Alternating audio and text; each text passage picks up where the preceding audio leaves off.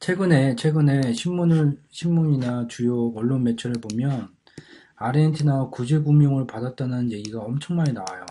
그래서 이 말이 뭐냐면 미국이 금리 인상을 하면 금리 차이로 인해서 신흥국에서 자금 이탈이 되고 그렇게 되면 신흥국 경제가 위기에 빠지고 그러면 아르헨티나 구제금융 받은 것처럼 위급해진다, 위험해진다. 이런 식의 논리 구조를 가져요.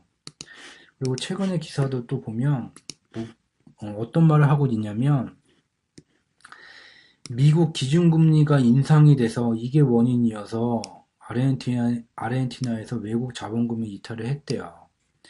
근데 또 여기 신문 기사에 뭐라고 적어놨냐면 그런데 아르헨티나가 기준금리를 40%까지 팍 올렸어요. 근데도 페소 가치는 추락했대요.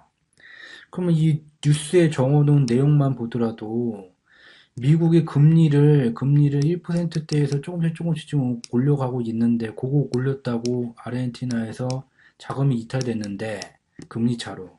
아르헨티나가 금리를 40%까지 팍 올렸어요. 그러면은 갔던 게 되돌아와야죠. 근데 구제금융을 받았잖아요. 그렇게 되면 이 신문 기사에 적혀 있는 말만 가지고도 이 말을 다 믿기가 의심이 되죠. 왜? 그러면 우리가 이 신문 기사들이 참과 거짓 중 어디에 속하는지 직접 주상지에서 제안하는 학습 내용과 기준을 통해서 분석을 해보도록 합시다. 먼저 보고 계신 자료는 아르헨티나의 파란색의 GDP예요. GDP 전년 대비 증감률이고요. 빨간색 선은 아르헨티나의 통화량이에요. 시중 통화량. 그래서 아르헨티나는 이미 2001년에 금융위기를 겪었어요. 그래서 이때 2002년에 GDP가 전년 대비 마이너스 60%까지 폭락을 하게 돼요. 그래서 아르헨티나 정부는 급하게 시중 통화량을 88.73%까지 올리면서 GDP를 끌어올리게 되죠. 근데 이제 또 문제가 2007년 말에 국제 금융위기가 찾아와요. 그래서 신용이 경색되면서 돈이 돌지를 않아요. 금융위기가 오죠. 그렇게 되면서 그 여파로 아르헨티나의 GDP가 또 2009년에 마이너스 8%까지 떨어져요. 이때도 다시 아르헨티나 정부는 시중 통화량을 33.8%까지 급증을 시키면서 GDP를 살려놔요. 근데 지금 문제가 2018년에 오면서 국제적으로 큰 일, 아르헨티나 경제 내부적으로도 큰 문제가 없었는데 2009년과 같은 GDP 증감률로 하락이 돼 있어요. 이렇게 되면서 이제 구제금융을 받게 됐죠. 그러면 도대체 이 기간에 뭔가 큰일이 별로 없었던 것 같은데 얘네 지금 뭐가 문제인가를 살펴봐야 되겠죠. 다음 내용을 좀 살펴보면 이 파란색 선이 아르헨티나의 외환 보유고예요. 외환 보유고. 이걸 보면 외환 보유고가 주기를 갖죠. 여기서 증가하고 감소하고가 12년이 걸려요. 근데 또다시 증가하고 감소하고가 12년이 걸렸어요. 그럼 2014년에 증가가 되고 있는데 아마 대략 11을 더하면 2026년 경우에는 또 외환 보유고가 비는 이런 현상이 발생될 수 있다고 생각할 수 있죠.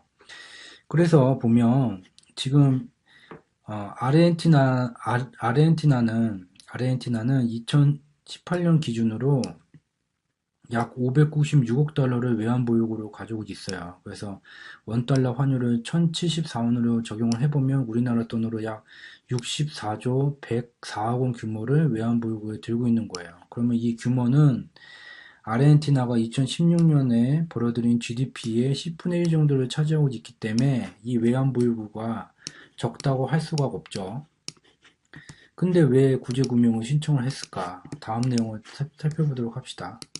살펴보면 이 보고 계신 자료는 이제 주요 국가들의 외환 보유고를 나타낸 거예요. 외환 보유고를. 그래서 중국하고 일본의 외환 보유고는 크기 때문에 오른쪽에 단위를 따로 별도로 표기를 했고요. 나머지 나라들은 좌측에 표기를 했습니다. 그래서 외환보유고를 보면 중국이 2018년에 약 3조 2천억 달러, 일본이 1조 2천억 달러, 대한민국이 4천억 달러를 가지고 있는 중이에요. 근데 아르헨티나는 독일하고 유사한 600억 달러를 가지고 있죠. 그러면은 유럽에서 경제적인 영향력이 가장 큰 독일도 600억 달러뿐이 안 갖고 있는데 600억 달러 정도 갖고 있는데 아르헨티나가 비슷한데 왜 구제금융을 신청을 했을까? 더욱 의문이 되죠. 그리고 좀 더 내용을 살펴보면 보고 계신 거는 이제 실업률이에요. 아르헨티나의 실업률. 아르헨티나의 실업률은 2004년을 지나면서부터 하향 안정화되는 흐름을 보이고 있지만 2018년 기준으로 7.2%가 돼요. 실업률이. 그러면 이게 높은지 낮은 건지 좀 봐야 되겠죠? 그래서 여기 주요 국가들의 실업률을 보면 대한민국이 3.8% 정도 되고요. 미국이 3.8%, 독일이 3.4% 정도 돼요. 그래서 알 수 있는 건 독일의 현재 실업률이 7.2라는 것은 높은 수준에 속하지만 과거 대비 하향 안정되어 있는 상태라는 걸 우리가 알 수가 있고요. 그래서 좀 다음 내용을 보면 지금 보고 계신 자료는 주요 국가들의 GDP 중 1년 동안 만드는 부 중에서 부채, 빚이 차지하는 비율이에요. 그래서 이게 여기서 말하는 게 뭐냐면 자료를 보면 아르헨티나가 여기 있고 독일이 여기 있어요. 비슷한 위치예요. 그래서 아르헨티나는 2017년 기준으로 GDP 대비 52% 정도의 부채 비율을 갖고 있고 독일의 64%보다 낮은 수준이에요. 그러면 여기서 말하는 게 뭐예요? 여기까지 자료를 종합해보면 아르헨티나는 구제금융을 신청을 지금 했지만 유럽연합에서 경제적 영향력이 가장 큰 독일과 유사한 부채 비율과 외환보유고를 갖추고 있다. 근데 왜 구제금융을 받았을까? 즉, 현재 돼지저금통에 들어있는 돈과 빌린 돈이 부잣집에 살고 있는 독일이라는 애와 비슷한데 구제금융을 신청을 했다면 벌어들이는 수입이 독일보다 별로라는 거겠죠. 수입이. 그러면 이 아르헨티나의 수입이 뭐가 문제인지는 다음 시간 7월 5일 목요일 날 다시 살펴보도록 합시다. 그래서 여기까지 살펴본 바로는 어, 독일하고 유사한 외환보유고와 GDP 대비 부채 비율을 가지고 있다.